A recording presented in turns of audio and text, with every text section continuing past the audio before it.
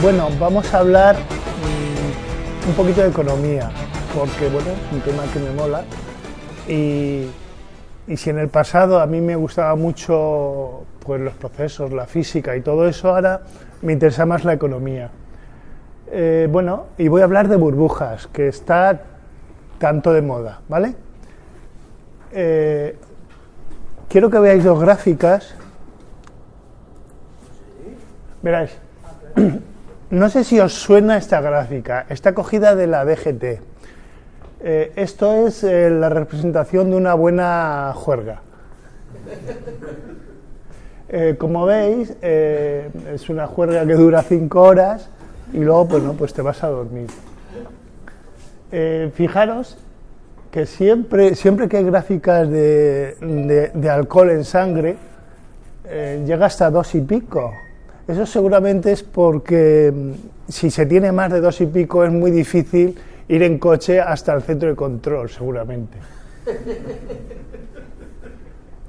La DGT dice que es imposible hacer trucos para que descienda el alcohol en sangre.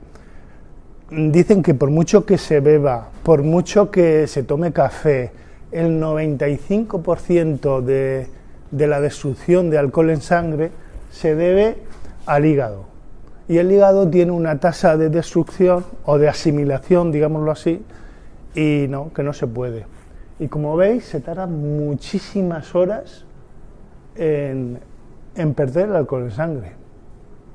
Vale, una vez visto esta gráfica, vamos a pasar a la siguiente, que se le parece mucho.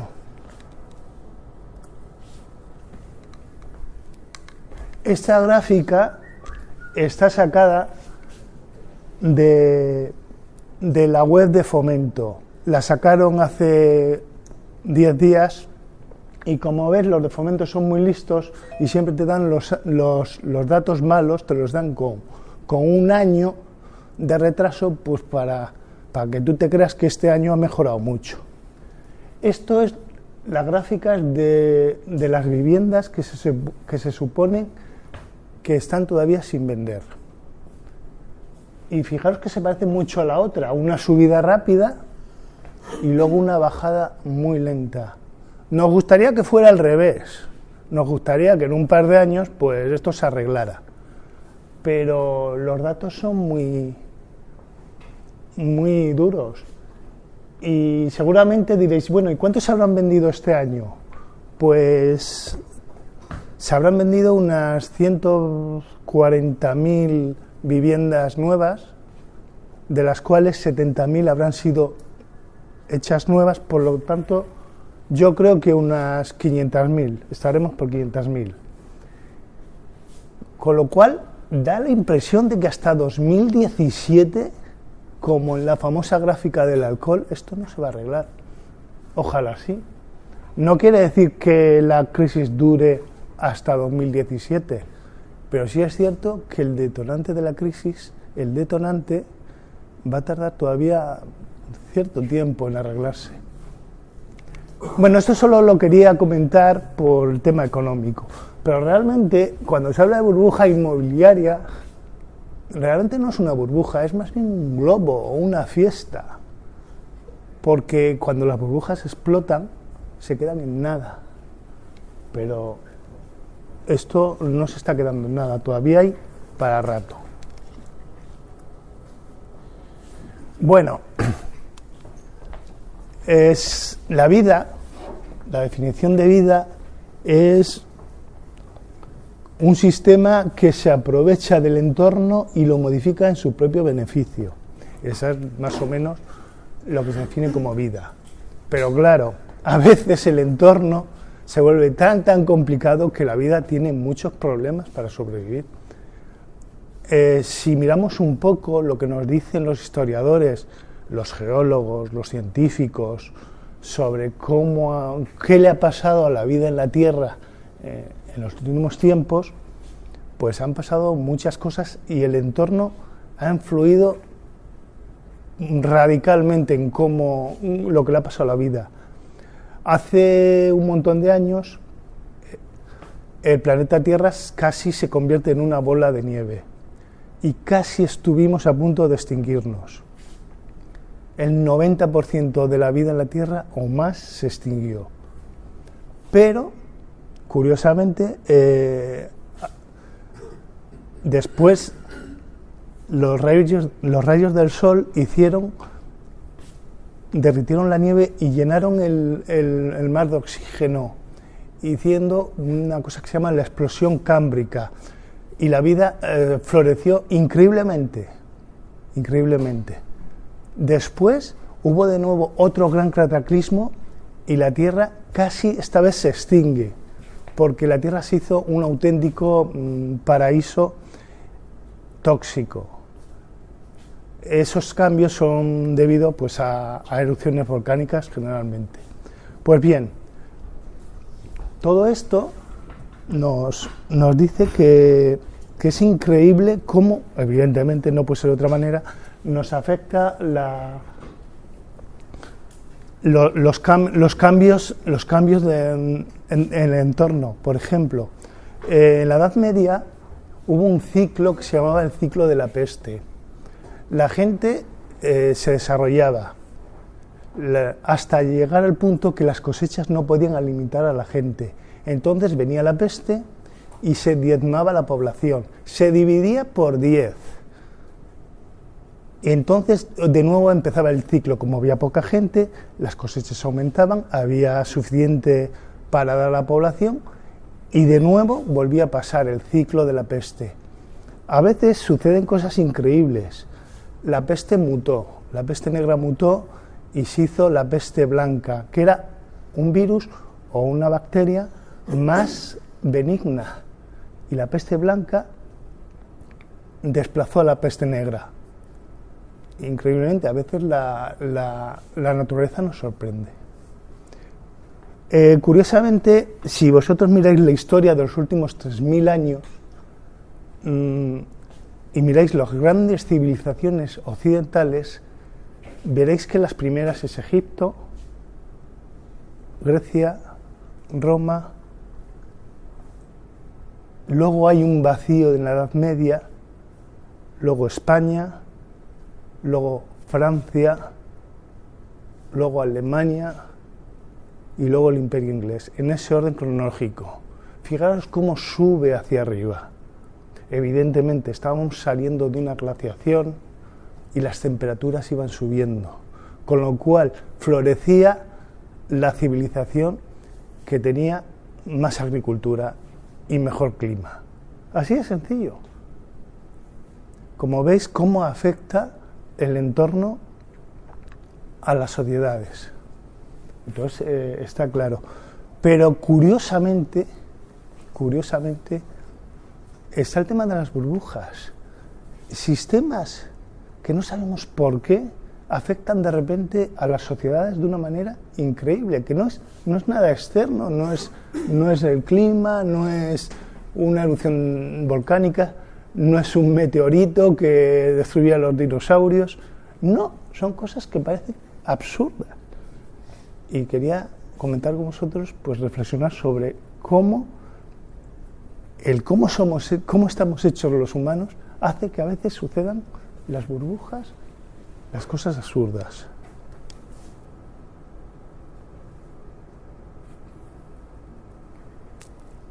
Vamos a hablar un momento de burbujas, de estas cosas que no se sabe por qué, sin que haya un factor externo increíble, no se acaba el petróleo, no se acaba ninguna cosa importante, de repente se cometen locuras. La primera burbuja famosa, por absurda, es la burbuja de los tulipanes. Pues la gente, por un proceso de que, los tulipanes eran muy queridos, se cogió cariño a los tulipanes y llegaron a costar tanto como una casa. Era como si fuese oro, hasta que en un barco un marinero cogió un bulbo de tulipán carísimo y se lo comió, creyendo que era una cebolla.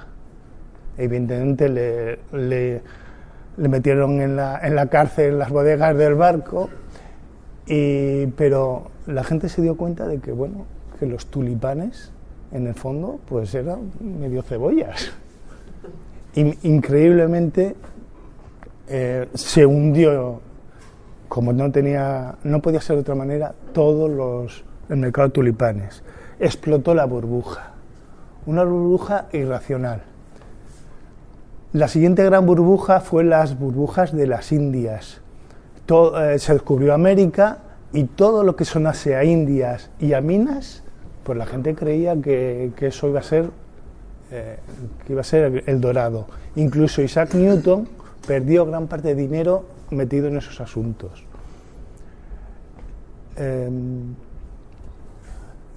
De todas estas burbujas, el gran problema que tienen es cuando son masivas, cuando toda la población se mete en ellas. La gran burbuja y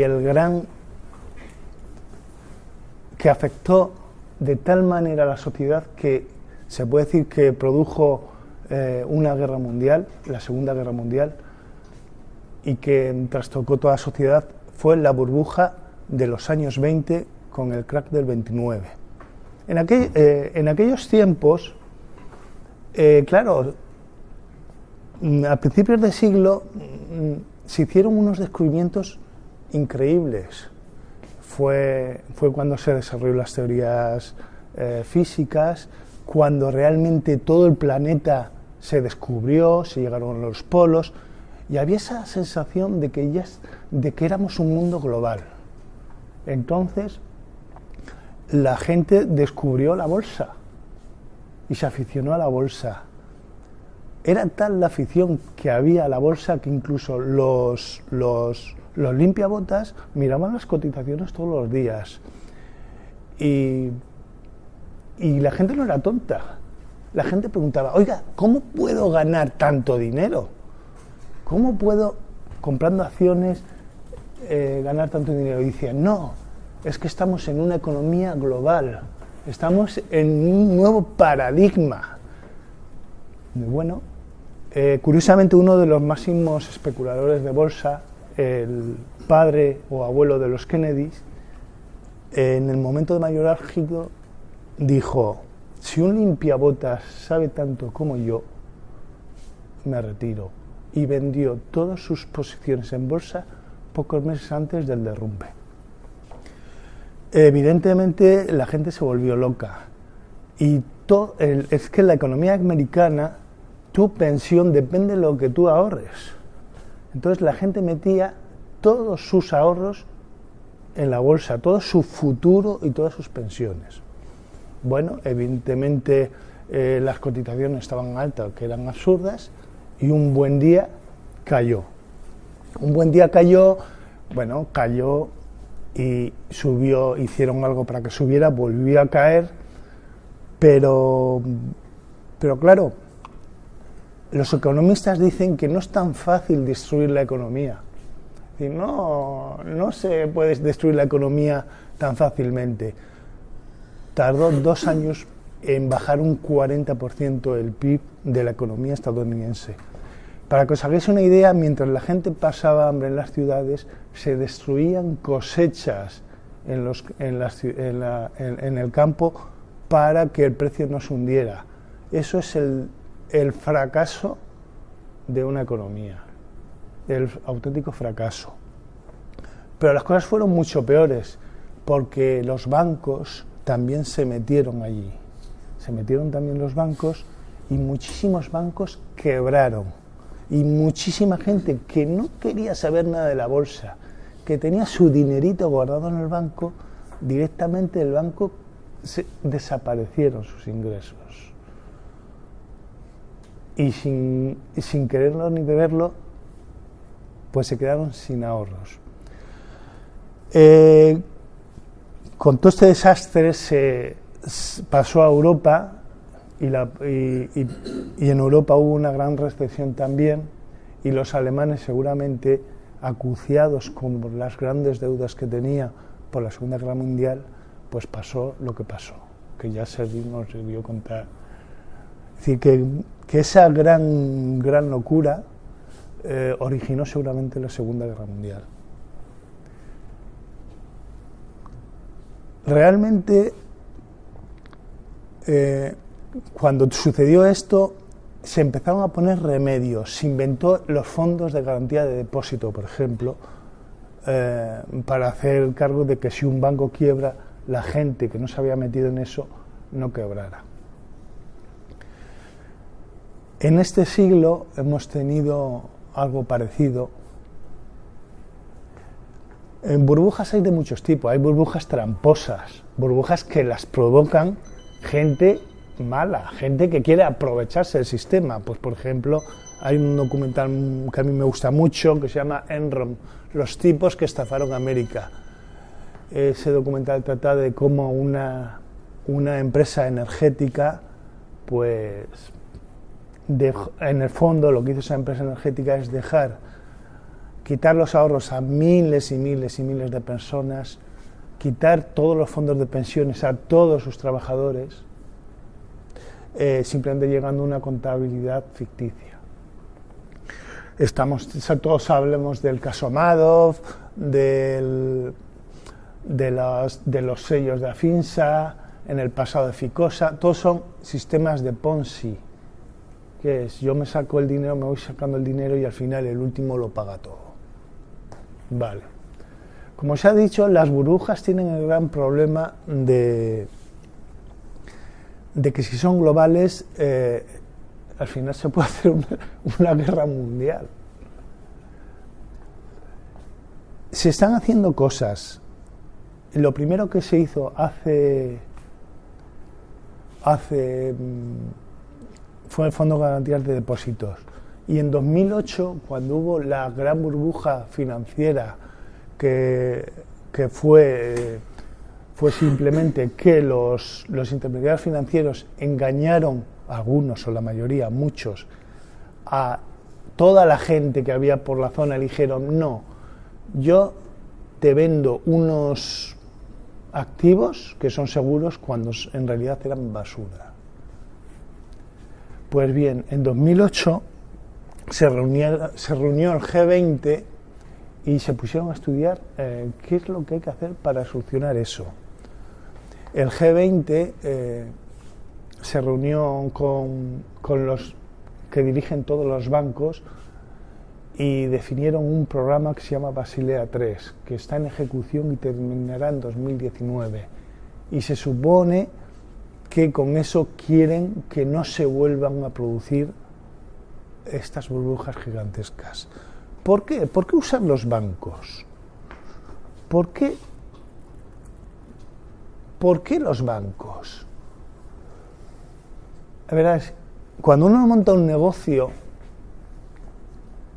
el problema es que dice, bueno, un negocio me renta tanto por ciento, pero para que yo poder vivir no tengo suficiente dinero, necesito un socio.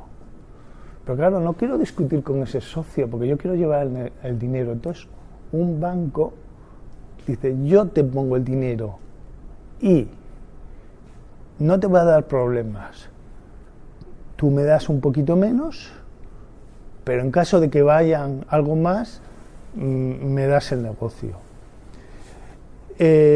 Aquí tenéis una gráfica sacada del Banco de España en donde pone cuál es el rendimiento medio de los negocios y cuál es el coste financiero a lo largo pues, de 2008, desde 2008 hasta ahora.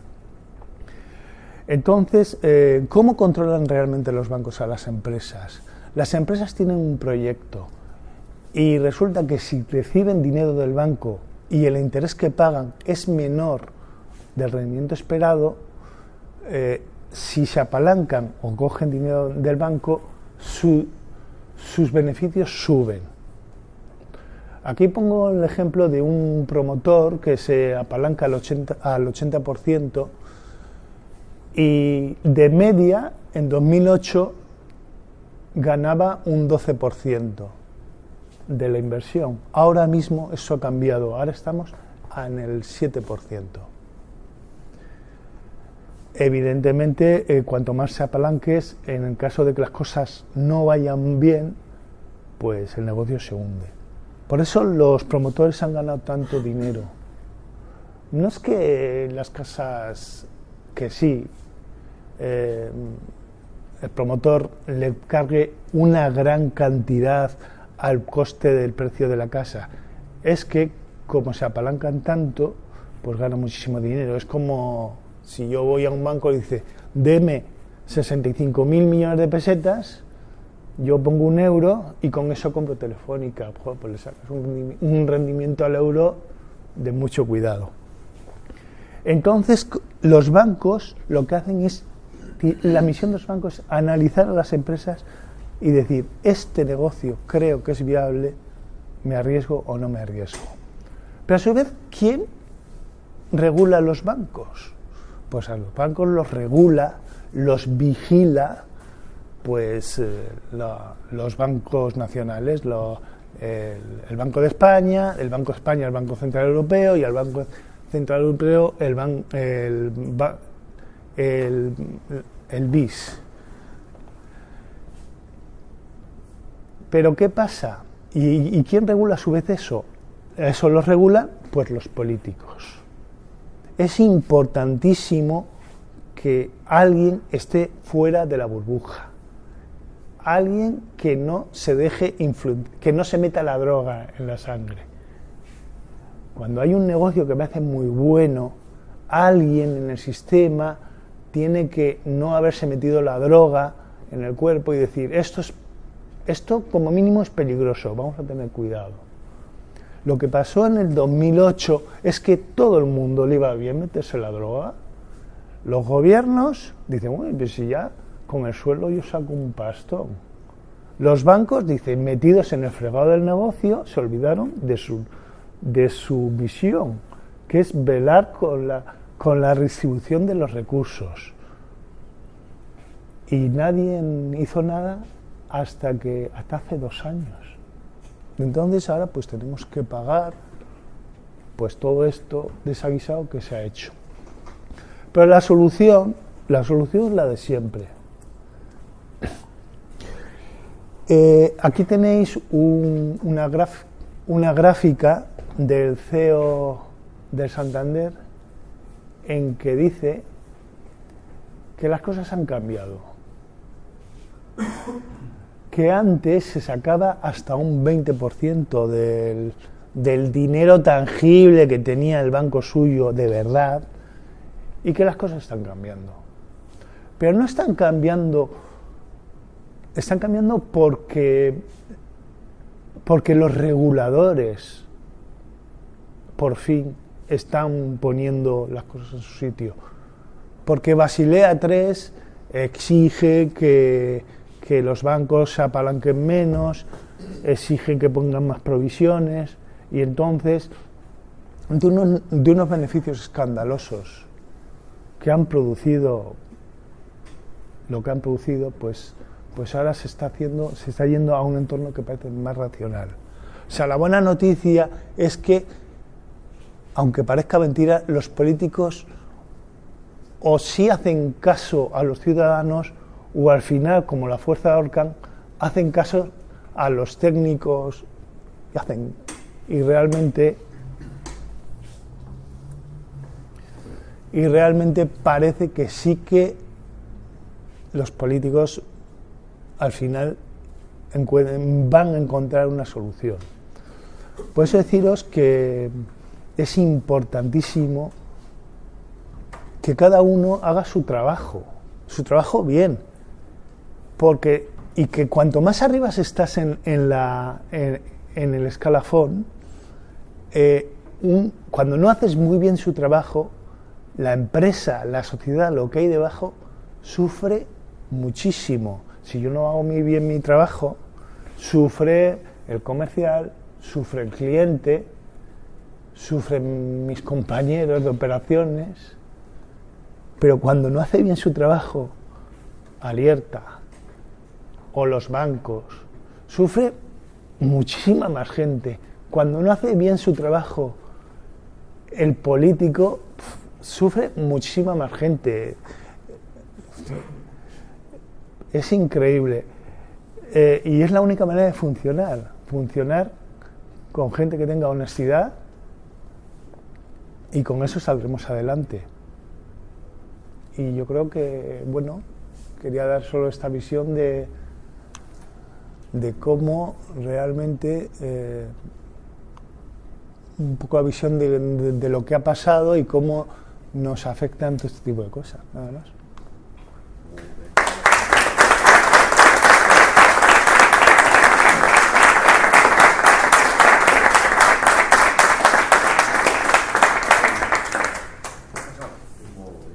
Muy bien, compañero.